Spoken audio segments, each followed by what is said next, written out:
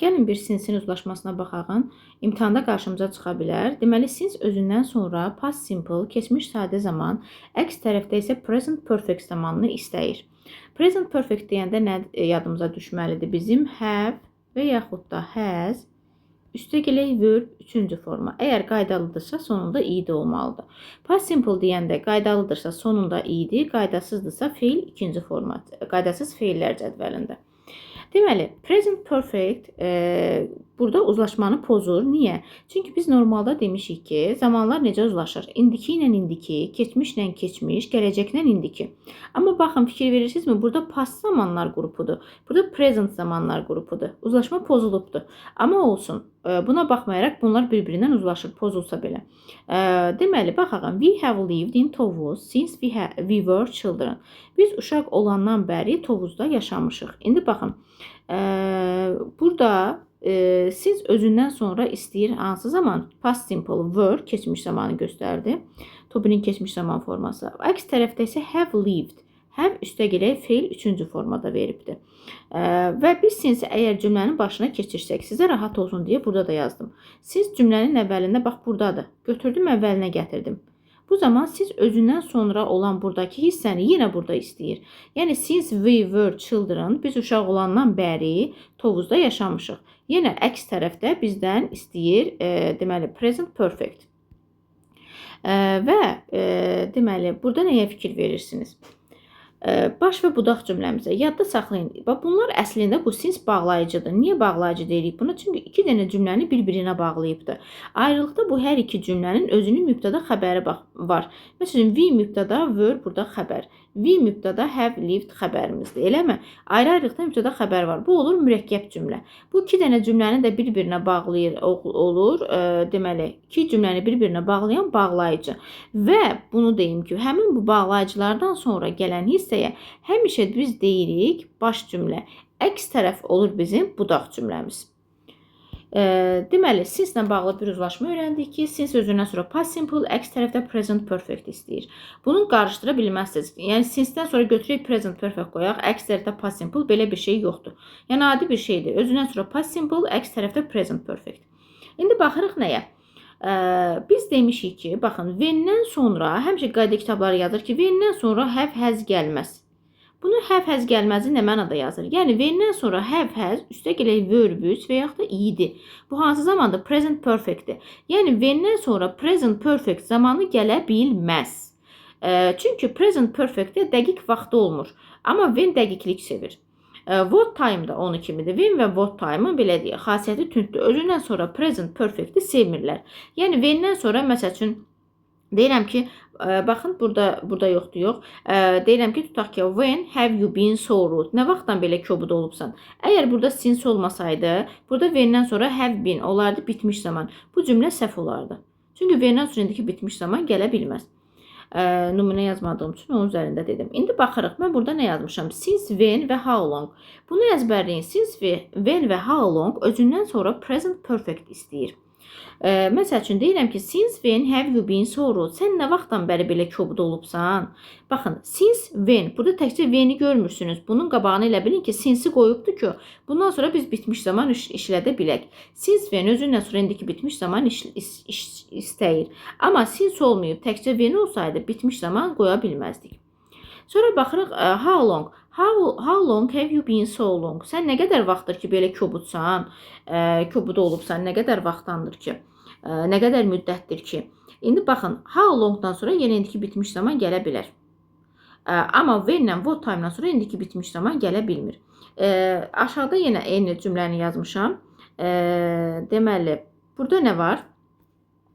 Deməli, aşağıda fərqli cümlələr yazmışam, amma yenə eyni qaydanın daxilində. Since when-dən sonra vermişəm indiki bitmiş zaman, how long-dan vermişəm indiki bitmiş zaman. Yəni, sadəcə bunları nümunə olaraq vermişəm mən bu cümlələri. Keçirik indi növbəti hissəyə. How long-dan sonra keçmiş zaman gələ bilər. İndiki bitmiş də gələr, keçmiş də gələ bilər. Baxın, how long did you stay in Şuşa? Şuşada nə qədər qaldın? Oca mən getmişəm, Şuşaya gəlmişəm. Proses bitibdir. Bu zaman keçmiş zaman qoya bilərəm. How long did you stay in Şuşa?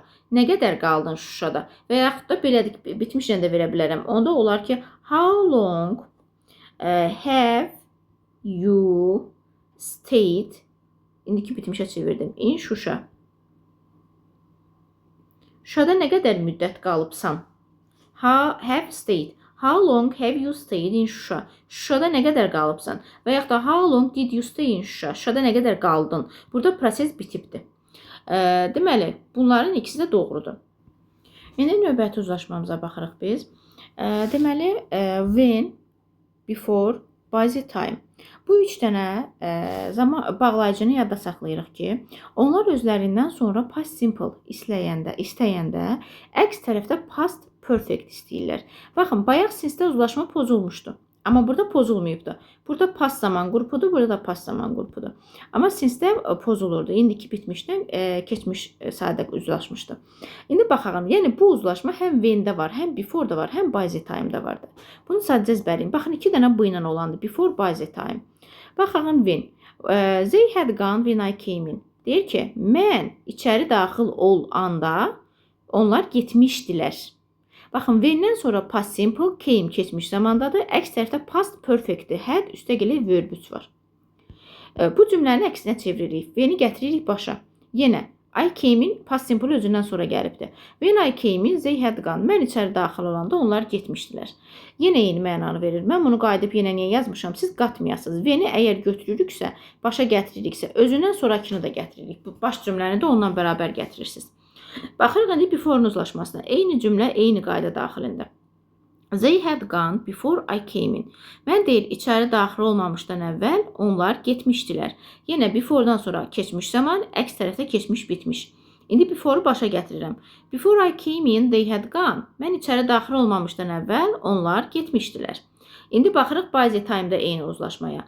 They had gone by the time I came in. Mən deyir, içəri daxil olana qədər onlar getmişdilər. İndi başa gətirirəm. By the time I came in, they had gone. Mən içəri daxil olana qədər onlar getmişdilər. İndi baxın, eyni zaman daxilində 3 uzlaşma eynidir. When-də də var, before-da da var, by the time-da da var. Özlərindən sonra istəyir past simple, əks tərəfdə past perfect istəyir. Sonra baxırıq after'ın uzlaşması. Baxın, before-la after'ını bəzən qatırıq. Diqqətli olun. İki dənə bunlar özündən sonra past simple-ı sevir. Amma after özündən sonra, bax after, özündən sonra past perfect'i sevir. Past perfect'i əks tərəfdə bizdən past simple istəyir. Burada uzlaşma fərqli şəkildə gedir. After I had finished the home task, I went out. Mən ev tapşırığı bitirdikdən sonra çıxıb getdim. Yəni after'ı ortaya gətirsək belə olacaqdı. Burada I went out after I finished the home task. I went out gəlir başa. Sonra qoyuruq I went out after I had finished the home task. Deməli, burada uzlaşma necə oldu? After'dan sonra past perfect, əks tərəfdə past simple oldu. Yenə də after'dan sonra gələn isə baş cümlədir. Bura budaq, bu I went out budaq cümlədir. Cümlənin yerini dəyişiriksə, budaq cümləm gəlir qabağa, baş cümləmdə olduğu kimi götürür, bax home task-a qədər. Baş cümləmi də ondan sonra yazırıq. Gəlin eyni qaydalara Günarə Mudovada da baxağın. Deməli, past perfect olan mürəkkəb cümlələrdə zaman uzlaşması. Deməli, when-dir, before-dur, by the time-dir, after-dir. After-i mən orada tək vermişdim. Baxın, hələ bu 3 bacıya baxağın. When, before, by the time. Bunlar özündən sonra istəyir came, keçmiş zaman, əks tərəfdə istəyir keçmiş, bitmiş zaman. Amma after-də əksi nədir? Bunun tərsinə çeviririk. After-dən sonra olur keçmiş, bitmiş, əks tərəfdə olur keçmiş sadə zaman. Sonra nə deyir? When, before və by the time olan cümlələrdə bu bağlayıcıların işləndiyi hissədə sadə keçmiş, digər tərəfdə keçmiş bitmiş işlənir. After olanda isə tərsinə olur. Yəni after özündən sonra past simple, əks tərəfdə present, özündən sonra past perfect, əks tərəfdə isə past simple istəyir. Bu hardly when-ə baxağın. Bu da sizin qarşınıza çıxa bilər imtahanda. Deməli, hardly when-dən işlənir. Bunu unutmuşsunuz. Scarcely when-dən işlənir. Bir də no sooner than-dən işlənir. Qatırlar ha. Tutur məsəl üçün verir hardly than və ya bilim scarcely than, no sooner when. Bu səhvdir. Hardly when, scarcely when, no sooner than şəklində işlənir. Heç təzəcə yenicə mənalarını bildirir. Bunlarda uzlaşma necə gedir? Yadda saxlayın bax. Hardly-dən sonra keçmiş bitmiş. Özdə keçmiş bitmiş necə olur? Buna inversiya deyirik biz. Bu sizə lazım deyil. Onu bilin ki, bir növ have had qabağa keçir. Sual versiyada da deyil. Hardly-dən sonra past perfect qoyursunuz. Əks tərəfdə past simple qoyursunuz. Yenə no sooner-dən sonra past perfect qoyursunuz. Əks tərəfdə past simple qoyursunuz. Anladınız mı? Elə bilin yuxarıdakı uzlaşma kimidir də. Sadəcə olaraq hardly when, no sooner than, bir də scarcely when şəklində işlənir. Yəni bunu testlər işləyəndə hardly, bax, hardly ilə had-dən yadda saxlayın. Özündən sonra had istəyir birbaşa. Hardly had, üstəgələk verb 3, no sooner had verb 3, əks tərəflərində past simple-dan uzlaşır. Baxın, no sooner he had olmaz. Yəni burada testdə bunu sizə sala bilərlər. Dedim axı sual versiyada olur. Buna biz əslində inversiya deyirik. Mən siz rahat olsun deyə dedim. Hardly had he olur. He had ola bilməz. Baxın, burada da verir. No sooner-də də eyni qaydadır. Deməli, öyrəndiklərimizi toparlayaq. Hardly when, scarcely when və no sooner than. Bunlar öz daxillərində uzlaşanda birinci özlərindən sonra past simple, past perfect, əks tərəfdə isə past simple istəyirlər.